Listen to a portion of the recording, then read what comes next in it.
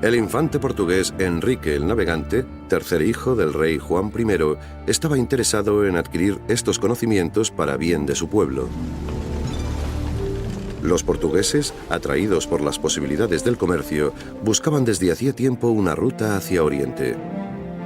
El camino obvio pasaba por el Mediterráneo. Sin embargo, esta ruta estaba controlada por los árabes y por el Imperio Mercantil de Venecia, y ambos grupos eran hostiles. Enrique propuso ir hacia el sur, bordeando África y llegar así hasta Oriente. El único problema era que en aquella época los europeos desconocían la longitud del sur de África y si era posible bordearla. A finales del siglo XII, la brújula magnética, utilizada en China durante más de 1000 años, llega a Europa con un uso aún limitado. A los marinos les asustaba el magnetismo, pues atribuían sus poderes a fuerzas ocultas. Seguían confiando en la estrella polar para determinar la ruta a seguir por la noche. Equipados con instrumentos como la ballestilla o el astrolabio, las primeras expediciones de Enrique desde Portugal se dirigieron al sur, pasando de Gibraltar a Marruecos para luego bordear la costa norte de África. Su objetivo era recopilar información. Reunieron los datos en cartas de navegación llamadas portulanos, que recogían los accidentes geográficos y las descripciones de los puertos y costas que avistaban los marineros. En un primer momento, fueron los marinos del Mediterráneo los que desarrollaron esta técnica. Los mapas que trazaban eran completamente diferentes de los primeros mapas medievales. Condicionados por el dogma cristiano de la época, hasta entonces los mapas representaban 3 continentes rodeados por agua. Al este, en la parte superior del mapa, estaba el Jardín del Edén, y en el centro se encontraba la ciudad sagrada de Jerusalén. Pero Enrique necesitaba información práctica y no cartas trazadas por la teología. A medida que sus barcos se adentraban en el sur hacia aguas desconocidas, los marineros trazaron nuevos portulanos. Debían incluir las distancias, las demoras entre los puertos y la profundidad del mar. Esto último se hacía mediante una cuerda a la que se le adosaba una pieza de plomo. Cuando los exploradores de Enrique regresaron a su país, volvieron con una información científica abundante que se sumó al cúmulo de datos existentes en Portugal. Los cartógrafos estudiaron las nuevas demarcaciones, las compilaron junto con las antiguas y retocaron los mapas que tenían de la costa de África y que guiarían las posteriores expediciones. Los avances conseguidos con los portulanos y el astrolabio permitieron que las expediciones de Enrique el Navegante avanzaran lenta pero firmemente en su descenso por las costas de África. Sin embargo, el príncipe no viviría lo suficiente para haber cumplido su sueño. Cuando murió en 1460, sus marineros solo habían alcanzado la zona conocida hoy en día como Sierra Leona, a más de 3.200 kilómetros de la parte más meridional de África. El problema surgió cuando los portugueses cruzaron el Ecuador y entraron en el hemisferio sur. Familiarizados desde hacía tiempo con las estrellas de los cielos del norte, perdieron de vista su referente celestial más fiable, la estrella polar. Por eso, los eruditos de la Escuela de Navegación de Sagres, fundada por Enrique, realizaron centenares de cálculos complejos que plasmaron en un libro lleno de tablas, donde aparecía la declinación del Sol a lo largo de la costa africana de Guinea. Este era un punto de referencia para la navegación gracias al cual los marinos podían determinar su posición en el hemisferio sur.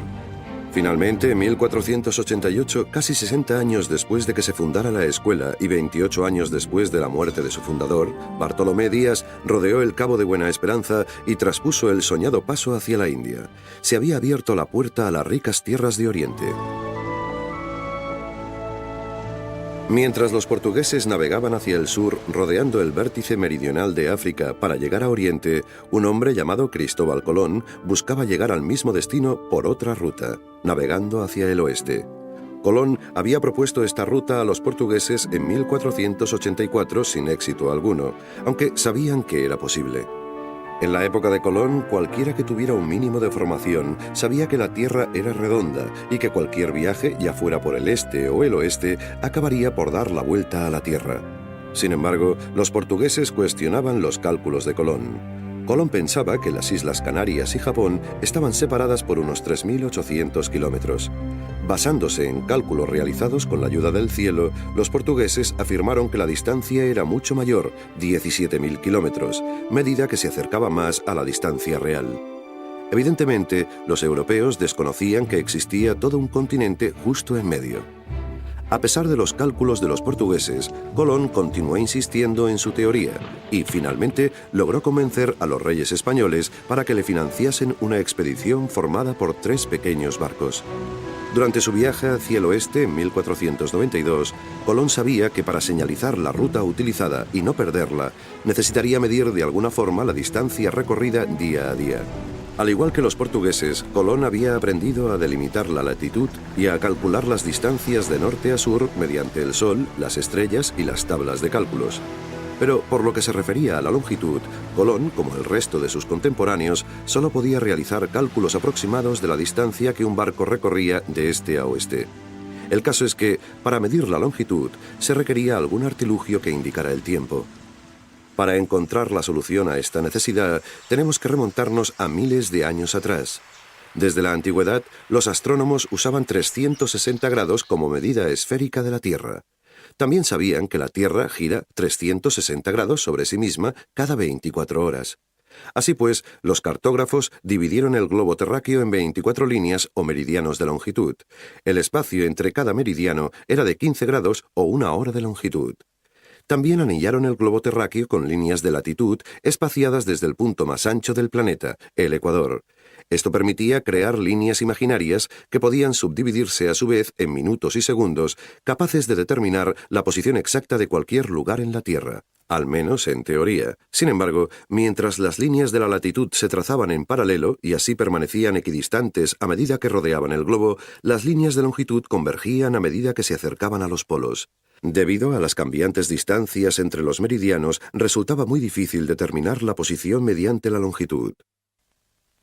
Si un barco transportaba un reloj con la hora correspondiente al meridiano principal, el marino podía compararla, por ejemplo, con la hora que a mediodía marcase el reloj del barco observando la posición más elevada del sol. La diferencia entre las 2 horas revelaba la diferencia entre la posición longitudinal del barco y la del meridiano principal. Así pues, 1 hora equivalía a 15 grados, 2 horas a 30 grados y así sucesivamente. Por desgracia, los relojes de la época de Colón no eran lo suficientemente fiables como para hacer este tipo de cálculos. Por eso, como los demás marinos, Colón averiguaba su posición utilizando una técnica llamada el cálculo muerto. Esta determinaba la velocidad del barco a intervalos regulares y luego utilizaba esas cifras para determinar el número de millas recorridas ese día. Con el paso del tiempo, los marinos empezaron a utilizar un artilugio muy simple llamado corredera, que ayudaría a medir la velocidad. Gracias a los viajes de Marco Polo 200 años antes, Colón sabía que la latitud de Japón difería en pocos grados de la del puerto de salida de las Islas Canarias. Así pues, como los vikingos, Colón averiguó primero la latitud y luego intentó no extraviarse de esta ruta mientras navegaba rumbo a Japón. Para verificar la dirección, empleaba una brújula magnética. Fue la primera vez que los europeos utilizaron un artilugio como este en un viaje transoceánico. Tras 33 días en el mar sin divisar tierra y después de varios amagos de amotinamiento, la pequeña flota de Colón desembarcó no en Japón, sino a miles de kilómetros de distancia, al este de una de las islas menores de las Bahamas. Al final de su vida, Colón todavía creía haber encontrado la puerta de acceso a Oriente. A pesar de estar equivocado, su viaje continúa siendo uno de los mayores hitos en la historia de la navegación, ya que permitió el acceso de los europeos a las ricas tierras del oeste.